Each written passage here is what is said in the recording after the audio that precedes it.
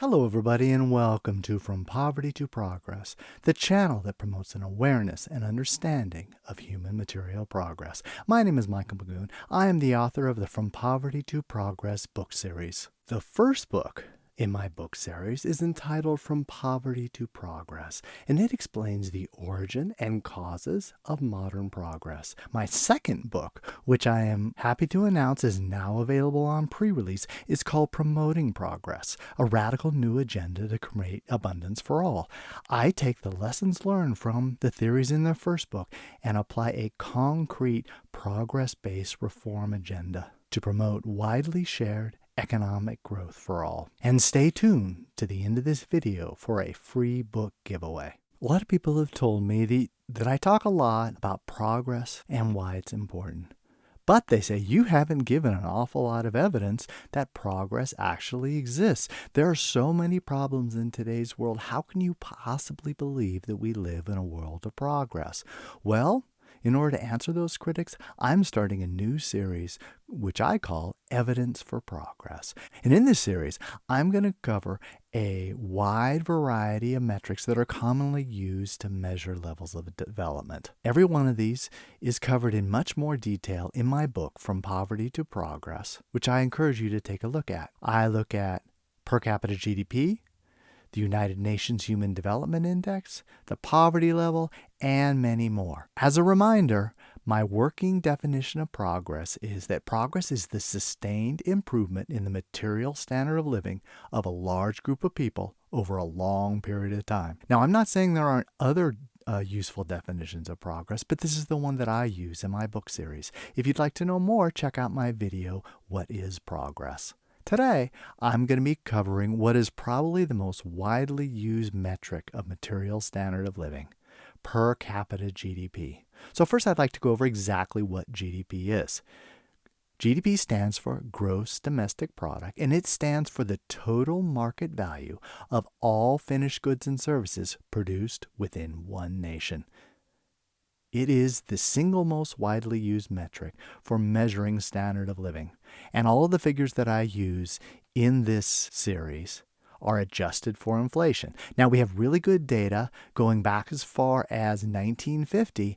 Before then, I'm using estimates from the Angus Madison Project. So per capita GDP essentially enables us to measure economic growth and the general standard of living. Now, I do not believe that per capita GDP and progress are the same, but per capita GDP is probably the single best metric for measuring the standard of living and for measuring economic growth.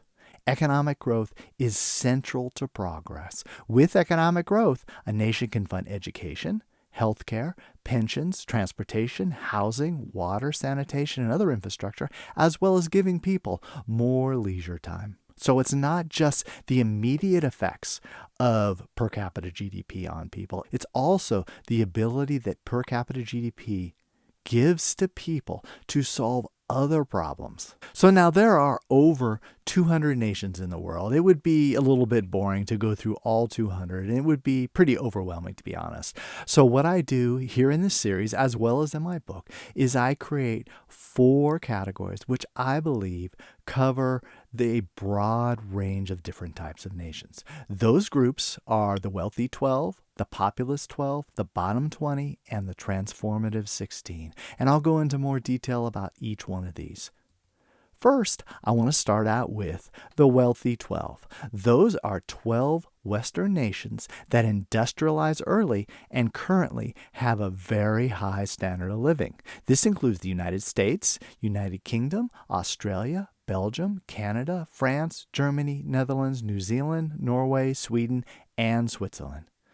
So the wealthy 12 gives us a good overview of trends from the wealthiest nations in the world. So for the wealthy 12, we have good data covering more than 2,000 years. If you were to push back this estimate even further, you would see essentially a flat line running from about 200,000 years ago when modern humans first evolved to approximately around 1500, you would see that virtually all of human society, including the wealthy 12, lived in a state of absolute poverty. And The Angus-Madison Project estimates that that level of poverty is roughly equivalent to the income of $500 per year. Now think about that, $500 per year. Could you live on $500 per year? Well, all of our ancestors did for tens of thousands, probably hundreds of thousands of years.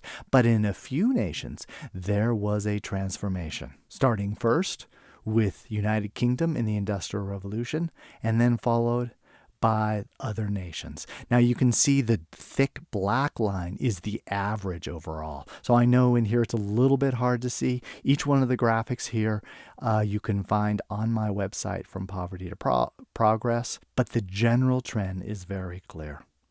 You can see the power of exponential growth per capita. From the year 1 to the year 1000, the curve is a virtual flat line. If we had data from before year 1, we could see that this flat line had existed for millennia. But within that apparent stagnation was very gradual innovation feeding upon itself. Somewhere around the year 1500, the rate of innovation had accelerated enough to produce an improvement in people's lives.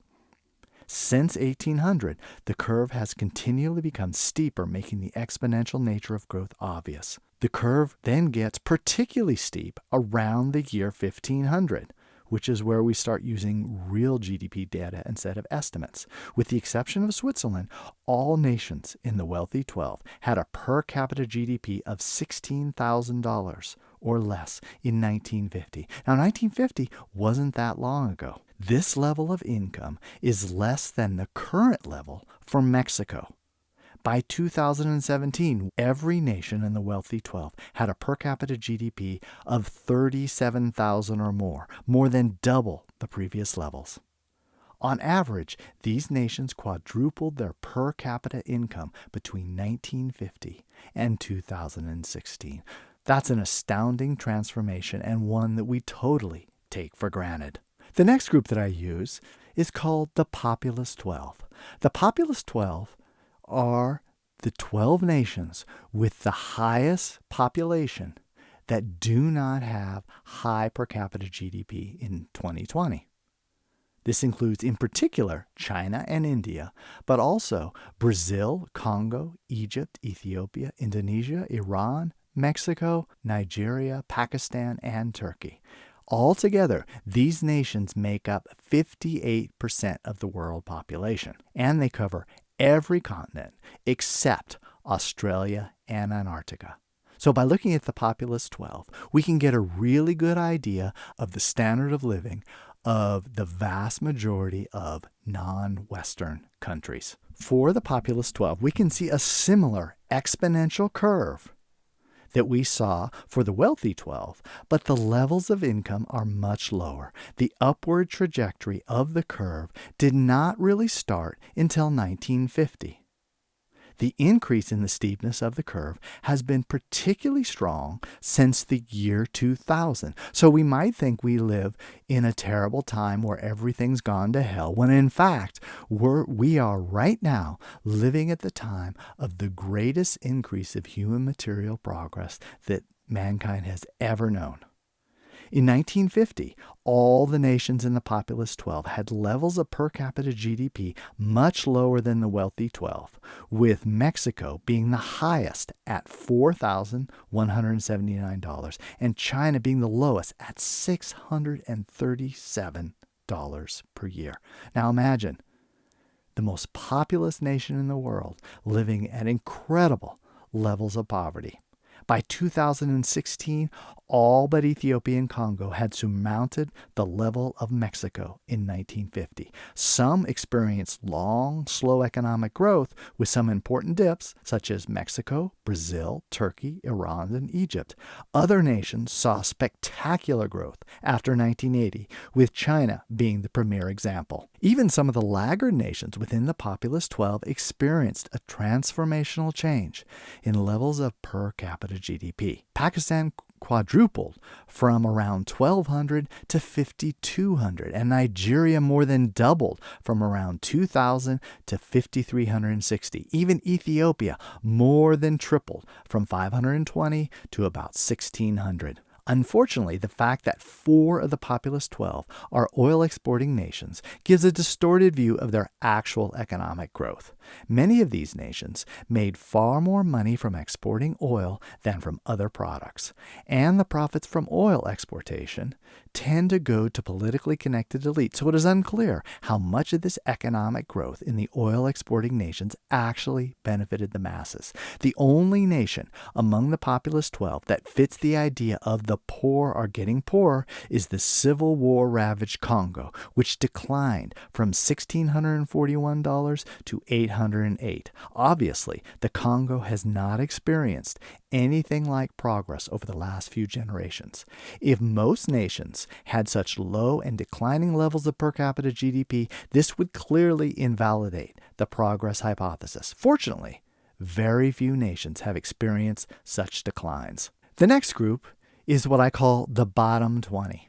And this will really test the extent to which economic growth are impacting the poorest nations in the world. The bottom 20 are the 20 nations with the lowest scores in the United Nations Human Development Index in 1990, which is the earliest year we have available. Now, most of these nations are in sub-Saharan Africa, but it also includes Afghanistan, Burma, and Papua New Guinea. So the bottom 20 gives us a good overview in the trends of the most desperately poor nations in the world. If there's any group of nations that should lack evidence of progress, it is these 20 nations. Now, one can see here that the pattern for the bottom 20 nations is quite different from the previous two groups.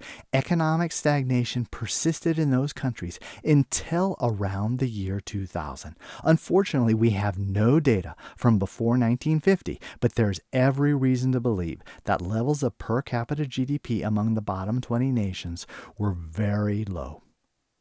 There were some very slow increases in per capita GDP before 1970, but then that progress was erased in the following 3 decades. It was during this period that it became mainstream thinking to see the poorest nations in the world as being trapped in poverty and beyond redemption.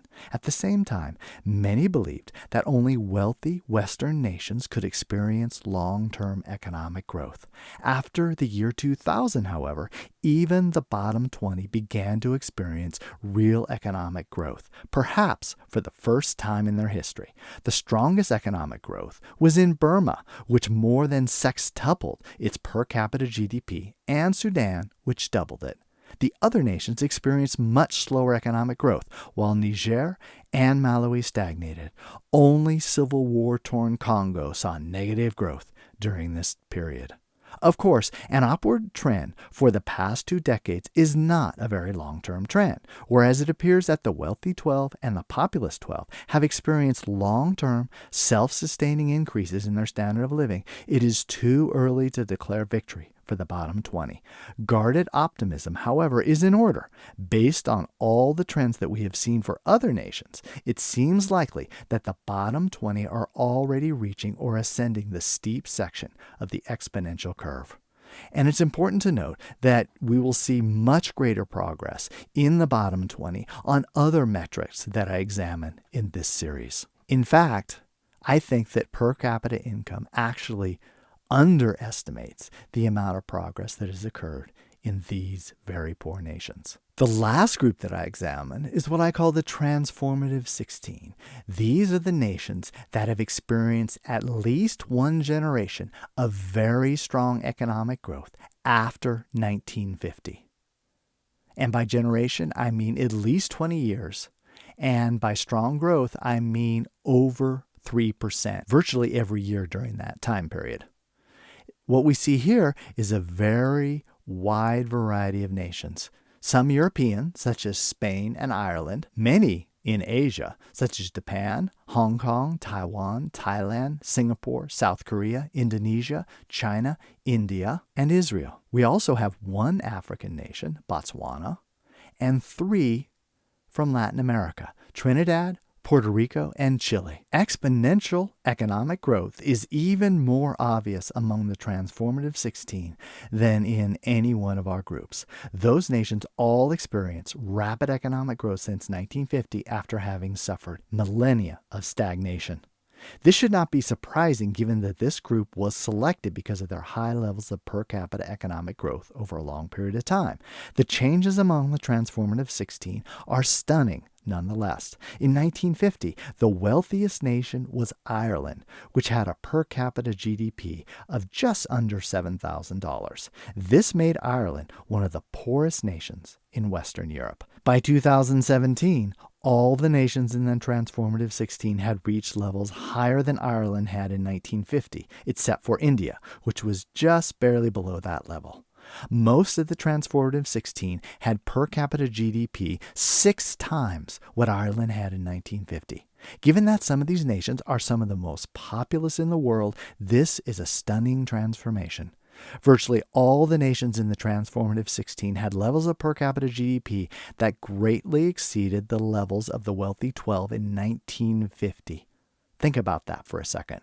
Societies that had stagnated in poverty for millennia suddenly were wealthier than the wealthiest nations had been in 1950. Only India was lower, with Indonesia and China at basically the same level.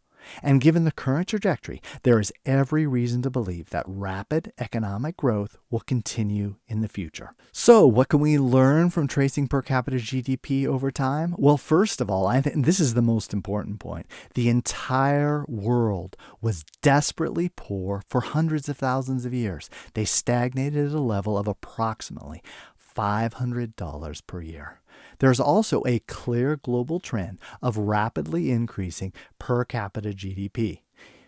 Each nation that we've seen, except for possibly in the bottom 20, has seen a sudden break with their poverty of the past. The main distinction for each one of these nations is when that upward trend occurred. It's also very obvious, particularly from the transformative 16, that nations can dramatically transform their standard of living in one generation. Now, it's still too early to tell if the bottom 20 have completely broken from the past. I believe that if we look back a century from now, we will see the bottom 20 experiencing very similar levels of economic growth that we saw from all the other groups. So clearly, by the metrics of per capita GDP, we live in a world of progress. Well, I hope you enjoyed this episode. Please don't forget to subscribe and like. It really helps the channel to grow. If you'd like more resources, I'd recommend going to my website FromPovertyToProgress.com. With a free email subscription, you get free ebook samples, free audio samples, and you can buy discounted ebooks and audiobooks. If you insist on paying full price, you can get ebooks, paperbacks, and hardcovers at Amazon, or if you're a bookstore or a library, you can get them at Inker and Spark. Audiobooks are available at Amazon, Audible, and iTunes. If you'd like to know more about books related to this content, I'd recommend going to my other website, which is the techratchet.com. It consists of an online library of over 280 book summaries on the topics of technology, history, economic growth, and progress. And now we're getting on to the exciting part, a free book giveaway of my first book, From Poverty to Progress. If you're a regular listener, you already know the rules. If you don't know the rules, please pause this video and read this description. There's a free book giveaway every week. I hope you enjoyed this episode, and I will see you next time.